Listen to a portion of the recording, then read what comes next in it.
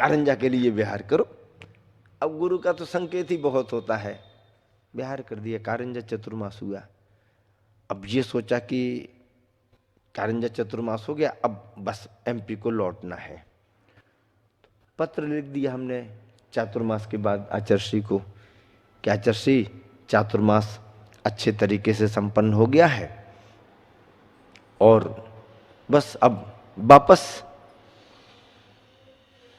तो आचार्य खबर भेजते हैं, उनको कह दो कि अभी तो एक ही चौमासा हुआ है अभी तो एक ही चातुर्मास हुआ है, इतने में क्या होता है।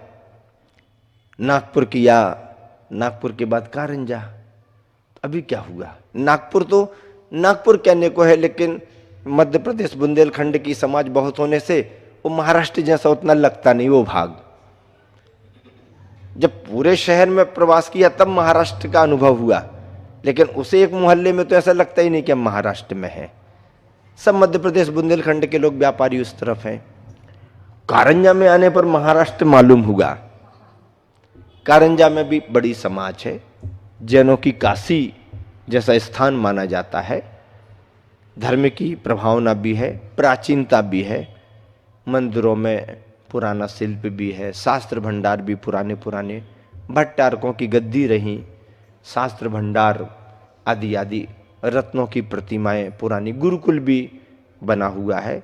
सभी लोगों ने लाभ लिया, सभी जगह लाभ दिया, चतुर्मास भी हुआ, समाज ने अच्छे से सभी धर्म कार्य कराए, प्रभावना कराई। नागपुर में गए तो नागपुर में भी समाज के लोग बहुत तैयार, परिचय कोई किसी से ना हो तो भी चलता है, लेकिन पहुंच जाओ तो अपने आप परिचित हो जाते हैं।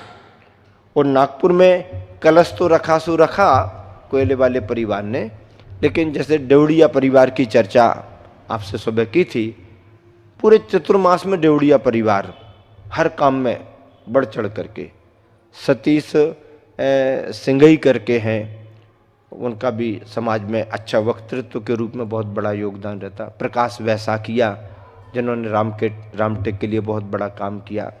मिल्टन परिवार, रमेश मोदी जी हैं, उनके सभी भाई निर्मल, नरेंद्र आदि आदि, बड़ा परिवार है मिल्टन परिवार। रमेश मोदी की सेवाएं वहाँ बहुत हैं, और भी ऐसे अनेक बंधुओं का योगदान उसमें रहा। एक विशेष रूप से वीरेंद्र सिंगलकर महाराष्ट्र फैमिली से था, लेकिन पूरे 10 महीने ऐसा काम किया उसने कि कमेटी जैसा बनकर के पूरा काम किया, पूरा सहयोग उसका रहा हर संयोजना में। और भी अनेक परिवार जुड़े, सबका योगदान। कारंजा में गए, कारंजा में भी एक से एक परिवारों का सहयोग रहा। कारंजा में तो एक परिवार ऐसे आगे आया, अतुल काड़े करके, और उनकी श्रीमती उनका नाम था। उन्होंने एक बोली 2 बोली ली। कलश राड़ेकर परिवार ने रखा, कहाते परिवार बड़ा वहाँ पर है, रुई वाला परिवार भी है, ये सभी लोग हैं वहाँ पर। तो सबका योगदान था। एक बोली उन्होंने ले ली, इसके बाद दूसरी बोली भी ले ली। अब परिवार परिचित नहीं है, इतना सारा ये सब द्रव्य दे रहा ले रहा, तो बात क्या है।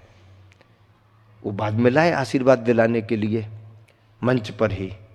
हमने उनसे पूछा कि आप परिचित तो हो नहीं संघ से, फिर इतना बड़ा ये सब योगदान आप क्यों दे रहे, कैसे दे रहे। बोले नहीं, आचार्य श्री के आशीर्वाद से हम बच गए। आचार्य श्री के आशीर्वाद से आप बच गए? कैसे बच गए? हम तो प्रतीक्षा में थे आचार्य श्री का कोई संघ है, हमें तो करना है, कैसे बच गए आप? वो कहने लगे, अतुल महाराज जी, आचार्य की कृपा से ही हम लोग बच पाए, अन्यथा बचते नहीं हम लोग। क्या हो गया भाई? बोले हम लोग, ऐसा हुआ कि आचार्य के यहाँ दर्शन करने गए थे, और जिस दिन हम आचार्य के यहाँ दर्शन कर रहे थे, वहीं पर हमारे को खबर मिली कि तुम्हारे रसोई घर में गैस का सिलेंडर फट गया है। तो बोले मुझे लगा कि हम आचार्य के यहाँ थे तो बच गए, घर में होते और ऐसा हो जाता तो बचते ही नहीं। ऐसा मंच पर उन्होंने बताया कि रसोई घर में सिलेंडर फट गया, ऐसा समाचार मिला। तो बोले आचार्य के पास थे, वही पुण्य हमारे काम आ गया। घर गृहस्थी में लगे रहते कहीं साथ सामने सामने फट जाता तो ये तो बचती नहीं, क्योंकि ये रसोई घर में ही रहती है। तो बोले हमारे मन में था कि संग वगैरह कभी कोई आएगा तो मुझे तो बहुत करना है। अच्छा सहयोग उन्होंने किया समाज के लिए। ऐसा करके वहाँ का चतुर्मास भी अच्छा संपन्न हुआ। कई लोगों को ऐसे अनुभव होते हैं आचार्य श्री के कि कभी कभी उनका पुण्य ऐसा आचार्य श्री की कृपा से फल जाता है कि अनिष्ट और दुर्घटनाएं टल जाती हैं, टलती हैं दुर्घटनाएं। बस हमारे धार्मिक परिणाम हो और कोई अच्छे सानिध्य में हो तो बहुत सारी दुर्घटनाएं टल जाती हैं। आचार्य श्री 2007 में जब बीना बारे में थे तब 2007 का चातुर्मास हमारा कारंजा में हुआ। 2008 में आचार्य श्री रामटेक पहुंचे तो कारंजा से विहार करके नेर पंच कल्याणक कराते हुए और थोड़ा बहुत आसपास समय दे करके दिग्रस आदि क्षेत्रों की वंदना करते हुए यवतमाल पुषद वगैरह में रहे। और 2008 का चातुर्मास हमारा वाशिम में हुआ। आचार्य श्री रामटेक और हम वाशिम में। अब लगा कि बराबर या तो आचार्य श्री महाराष्ट्र में आ जाएंगे या हमारे को संकेत दे देंगे। चतुर्मास वाशिम का भी सब तरीके से संपन्न हुआ। खास करके युवाओं ने बहुत सक्रिय योगदान दिया और वहाँ के समाज प्रमुखों में माणिक चंद जी बज साहब हैं, अच्छा योगदान सिरपुर के लिए उनका रहता है। बज साहब माणिक चंद जी, उनके छोटे भाई रमेश चंद जी बज साहब को अध्यक्ष बनाए, वो विशेष रूप से वो कमेटी में रहे। श्रेणिक जी भूरे करके हैं, अम्बेजर मंदिर पार्श्वनाथ के विशेष प्रमुख, उन्होंने भी बहुत अच्छा कमेटी में योगदान दिया। चिंतामणि पार्श्वनाथ मंदिर से भी ओखड़कर परिवार वगैरह सभी लोगों ने, प्रमोद मानेकर आते रहते हैं, जोगी परिवार अभी भी यहाँ पर आते रहे गर्मी में। और ऐसे सभी परिवारों ने मिलकर के, बालचाड़े परिवार ने पहला कलश रखा, मोहनलाल जी बालचाड़े, और बड़ी प्रभावना से रवि बज, हरीश बज आदि आदि कार्यकर्ताओं ने, वीरेंद्र जोगी आदि बहुत काम किया। हमारा तो कोई परिचय ही नहीं उस तरफ, लेकिन जहाँ गए वहीं टीम बनाओ, आधा काम हमको करना पड़ता, आधा काम आचार्य श्री के नाम से अपने आप होता, और आधा काम आचार्य श्री के नाम से क्या, हम तो पूरा का पूरा काम ही आचार्य श्री के नाम पर मान के चलते हैं कि करते हैं मेरे गुरुवर और हम लोगों का नाम होता रहता है। आशीर्वाद उनका काम करता है, थोड़ा प्रयास पुरुषार्थ तो सब जगह करना पड़ता है, बिना मेहनत के तो कहीं कुछ होता नहीं है। और आचार्य श्री भी पसंद करते हैं, कहीं भी जाओ मेहनत तो करना ही पड़ती है, पुरुषार्थ तो करना पड़ता है।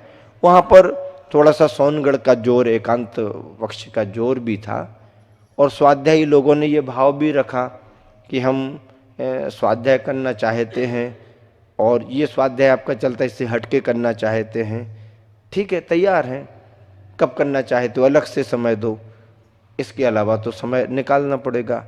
सुबह सुबह का समय दे दो, ठीक है सुबह का समय ले लो, हम जंगलबाद में चले जाएंगे।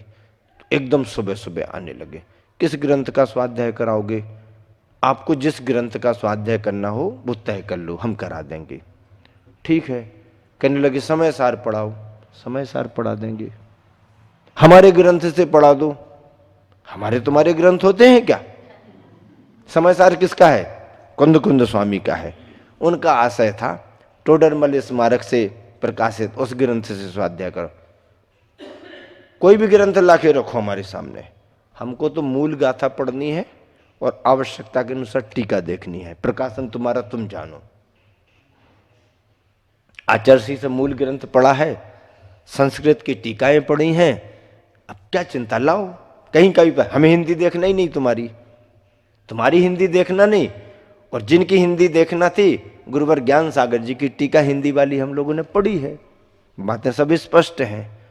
अब उनको ये उम्मीद नहीं थी, उनको ये उम्मीद थी कि मुनि महाराज तो मना कर देते हैं, पढ़ाएंगे नहीं, टाल देंगे, देखो क्या करते हैं महाराज जी। हमने कहा नहीं नहीं, आपको जो रखना रख दो, समय सार पढ़ना समय सार पढ़ा देंगे, सुबह पढ़ना सुबह पढ़ा देंगे,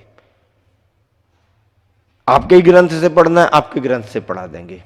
मूल तो कुंद कुंद स्वामी का लिखा हुआ है, टीका अमृतचंद्र जी की, जयसेनाचार्य महाराज की है। बाकी तुम्हारा है क्या जो तुम अपना ग्रंथ कह रहे हो, और जो तुम्हारा है वो हमें पढ़ना भी नहीं है ऐसा करके। लेकिन एक शर्त रख दी कि यदि समय पर आप उपस्थित नहीं होगे तो हम 1-2 दिन के बाद बंद कर देंगे, आपको समय पर उपस्थित होना पड़ेगा। उन्होंने भी विशेषता दिखाई और समय के 5 मिनट पहले जितने लोग स्वाध्याय में आना चाहते थे सभी आए। पूरा ग्रंथ तो पढ़ाया नहीं गया, इतना समय भी नहीं था, लेकिन जो अध्याय अधिकार उनके सामने रखे और उन्होंने तर्क वितर्क किए, तो मैं केवल इतना ही कहना चाहता हूँ कि बहुत ज़्यादा भले अपने पास ना हो, पर गुरुजी से जितना मिला है उतने में कहीं 19 से तो रहते नहीं है 21 से हो या ना हो, किसी के सामने 19 से रहने वाले नहीं है, यही अपन को खुशी है। और उन्होंने अपनी मान्यताओं के अनुसार तर्क वितर्क रखे, लेकिन अपन ने संग में रह के आचार्य श्री के मुख से जो चर्चाएं सुनी, जो स्वाध्याय समझा और जो आगम की बात अपन के पकड़ में आई है, अपने तर्कों से अपन ने उनको उत्तर दिए। और उन्हें स्वीकार थे या नहीं थे वो तो अपना अंतर्मनन का जाने, लेकिन अपने सामने चुप तो रहना पड़ा, क्योंकि अपन ने शास्त्रोक्त बात कही। जीवन बदले बहुत अच्छी बात है, ना भी बदल पाए, पर यदि विचार बदल करके मान्यता भी बदलने लगे तो भी एक बहुत बड़ी उपलब्धि मानी जाती है। ऐसा करके जब आचार्य श्री को समाचार भिजाया और उन्हीं लोगों ने जाके बताया कि ऐसा ऐसा हम लोगों का भाव था, महाराज जी को निवेदन किया, महाराज जी ने इस तरह का लाभ दिया। हाँ, तो आचार्य श्री कहते हैं ऐसा भी स्वाध्याय बीच बीच में करना पड़ता है, ऐसा स्वाध्याय भी होना चाहिए। क्यों? क्योंकि सभी लोग हमेशा आचार्य श्री के पास नहीं पहुंच पाते हैं, पहुंच भी जाए तो प्रसंग और अनुकूलता बनी नहीं बनी पूछने की, गुरु जी को समझाने की। उनके गांव में रहने पर सहजता से उनको लाभ मिल सकता है। बहुत अच्छा लाभ उनने लिया। अपनों को भी संतुष्टि और खुशी इसलिए रही कि यदि स्वाध्यायी लोग बैठते हैं और अपन कुछ बताते हैं तो अपने गुरु का नाम होता है, परंपरा वीतरागता का नाम होता है, मोक्ष मार्ग रत्नात्रय की प्रभावना बढ़ती है, दिगंबर मुनि मार्ग पर श्रद्धा जमती है, विपरीत मान्यताएं दूर होती हैं, और यही अपना पुरुषार्थ होना भी चाहिए। ऐसा बासिम में चातुर्मास किया और मैं समाचार कुछ भेजूं कि उसके पहले प्रसाद सागर महाराज जी की खबर आ गई क्या खबर आ गई प्रसाद सागर जी ने खबर भिजवाई कि अब इतने अंदर तो महाराष्ट्र में चले गए हो, गोमटेस की वंदना करने का भाव तो आचार्य जी को निवेदन कर लो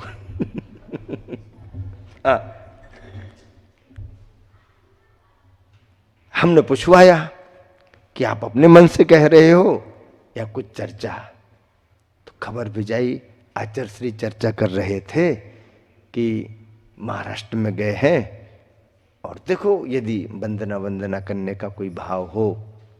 अब वंदना करने का भाव तो ऐसा वंदना के नाम पर था, पर मुझे लगा महाराष्ट्र में अंदर भिजाने का भाव था। डायरेक्ट तो वंदना करा ही नहीं, चतुर्मास भी कराए। तो ऐसा करके भाव जब आया और लगा कि संघ में कोई चर्चा हुई होगी और हुई है चर्चा, तो निवेदन कर लेना चाहिए। अपन ने पत्र लिख दिया, आचार्य श्री यहाँ तक हमारा बिहार हुआ है और आगे के क्षेत्र भी हैं महाराष्ट्र के, और गोमटेस बाहुबली भी हैं, आपका आशीर्वाद हो तो वंदना करने का हम दोनों का भाव है। बस क्या था, आचार्य श्री तो चाह ही रहे थे, तुरंत आशीर्वाद दिया, बोले ठीक है धीरे धीरे व्यवहार करके जाना, जल्दबाजी नहीं करना। तो हम लोगों ने तुरंत ही निर्णय किया हमने, और 2007 का चातुर्मास करके पिछी परिवर्तन हम लोगों ने सिरपुर में किया। आचार्य श्री का आशीर्वाद लेके सिरपुर में किया। समाज सब वहीं की थी, सबका मन हुआ क्षेत्र पर पिछी परिवर्तन सिद्ध चक्र महामंडल विधान करके करेंगे। बहुत समय के बाद किसी मुनि संघ के सानिध्य में समाज ने, कमेटी ने वहाँ पर सिद्ध चक्र महामंडल विधान का आयोजन किया, क्योंकि श्वेतांबर साधु वगैरह आते रहते थे, उनके कार्यक्रम तो होते रहते थे, समाज मिलकर के करती रहती थी, पर प्रभावनापूर्ण तरीके से समाज कर नहीं पाई थी, और समाज को भाव भी था कोई संघ मिले तो हम करेंगे। तो उन्होंने सिद्ध चक्र महामंडल विधान अच्छे तरीके से आयोजित किया। ग्राउंड में पौली मंदिर के बाहर जो जगह थी वहाँ पर बड़ा मंडप लगा के सिद्ध चक्र महामंडल विधान का आयोजन किया। ब्रह्मचारी अजय भैया सिरपुर वाले उसकी संयोजना में थे। प्रतिष्ठाचार्य पंडित जी को बुलाया और सिद्ध चक्र महामंडल विधान संपन्न करा के रथोत्सव भी पूरे नगर में, जहाँ जहाँ भी जिन गलियों में रथ जा सकता था, जिनेंद्र भगवान का रथ लेकर के संघ के साथ, यह सोच करके कि इस क्षेत्र की प्रभावना होना चाहिए।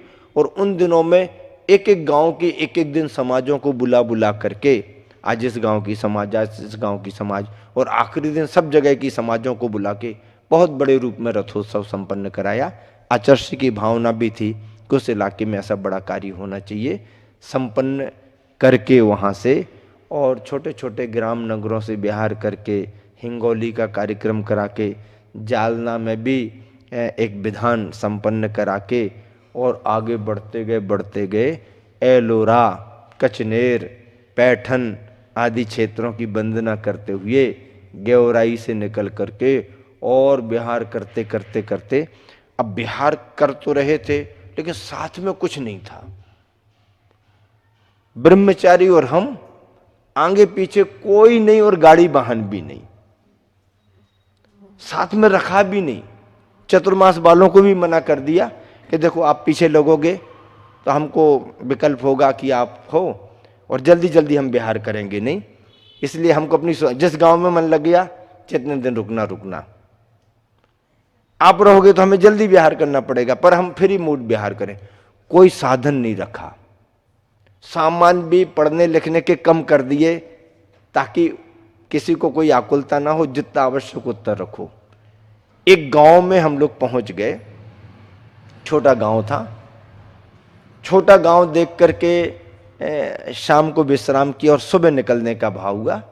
4-6 घर थे जैन समाज के, और उनको जैसे ही शाम को मालूम चला कि चर्चा है कि महाराज जी सुबह बिहार करें। चर्चा इसलिए करना पड़ती कि बिहार करने में समाज के लोग कुछ तो तैयार रहें ताकि अगले गांव तक भी जाएं, ऐसा संकेत देना पड़ता समाज को, अन्यथा लोग अपने अपने कामों में यहाँ वहाँ लग जाते।